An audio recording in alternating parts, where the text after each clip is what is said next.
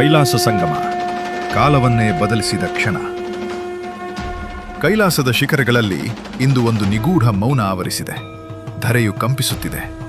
ಯುಗಗಳ ಏಕಾಂತದ ನಂತರ ಈಶ್ವರನು ತನ್ನ ನಿವಾಸಕ್ಕೆ ಮರಳುತ್ತಿದ್ದಾನೆ. 1000 ಸೂರ್ಯರ ತೇಜಸ್ಸು ಅವನ ದೇಹದಲ್ಲಿ ಪ್ರಜ್ವಲಿಸುತ್ತಿದೆ. ಆದರೆ ಅಪರಿಚಿತ ಬಾಲಕನೊಬ್ಬ ಅವನ ದಾರಿಯನ್ನು ತರೆದು ನಿಂತಿದ್ದಾನೆ. ಆ ಬಾಲಕನ ಕಣ್ಣುಗಳಲ್ಲಿ ಭಯವಿಲ್ಲದ ಶಾಂತಿಯುತ ಆಕ್ರೋಶವಿದೆ. ಇಬ್ಬರೂ ಹಿಂದೆ ಸರಿಯುವವರಲ್ಲ.